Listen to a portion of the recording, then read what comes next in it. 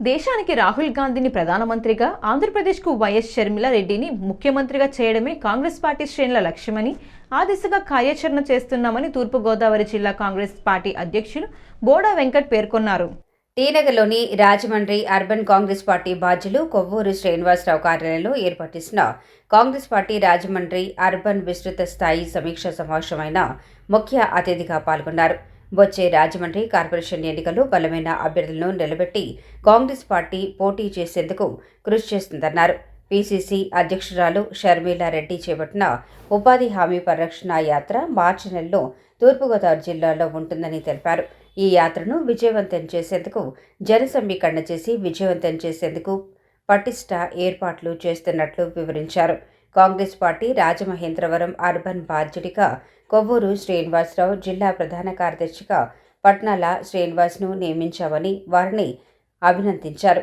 Congress party రాష్ట్ర general secretary అరికెల అరుణాకుమారి, నగర మహిళా అధ్యక్షురాలు లీలావతి, కాంగ్రెస్ నాయకులు జ్యేష్ఠ సతీష్ బాబు, వెల్లూరి రమేష్, కాటం రవి, చింతాడ వెంకటేశ్వరరావు, ఐ సత్యనారాయణ, కాపు చిన్న సత్యనారాయణ, కంచర్ల రాజపండు తదితరులు పాల్గొన్నారు.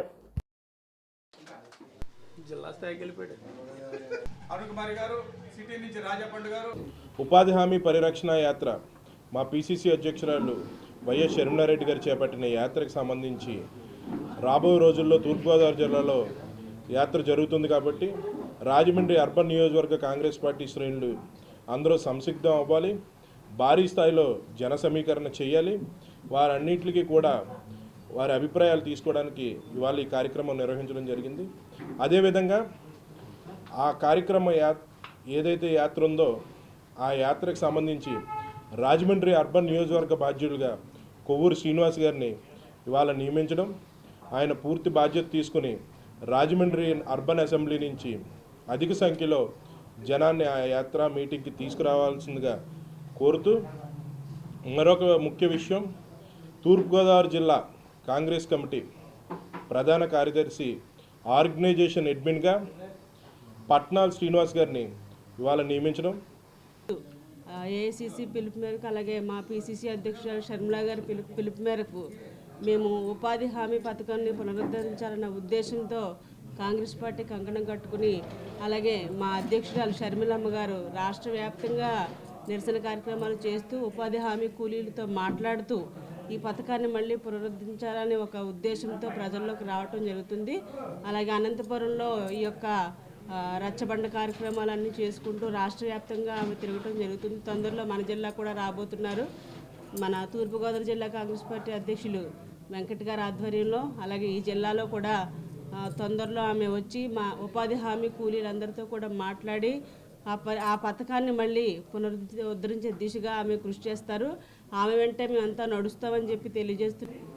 ఈ యాత్రకి జన సమీకరణ, అలానే పార్టీ శ్రేణులందరూ కూడా గట్టి పోరాటం చేయాలని చెప్పేసి మమ్మల్ని అందరినీ ముందుకు తీసుకెళ్ళడం కోసం ఈ రోజున డీసీసీ అధ్యక్షులు వారు ఈ సమావేశానికి విచ్చేసి మిగతా సమీక్షలు జరిపి, అలానే ఆ బాధ్యత, ఆ యాత్రకు సంబంధించి ఈ అర్బన్ సంబంధించి జన సమీకరణ కోసం కానీ నన్ను నియమించడం, అలానే సిటీలో పార్టీ బలోపేతానికి ఏ రకంగా మనం ముందుకు వెళ్ళాలనే సూచనల కోసం ఇది ఏర్పాటు చేయడం జరిగింది.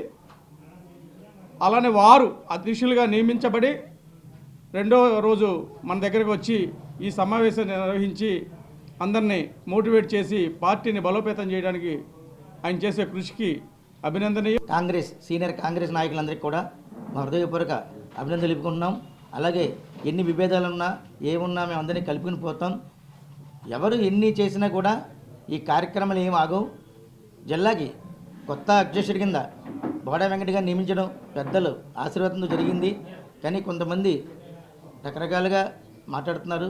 ఏదేమైనా ఎవరు వచ్చినా మేము వాళ్ళని ఆహ్వానిస్తాం, వాళ్ళని అడుగుజాడలు నడుచుకుంటాం.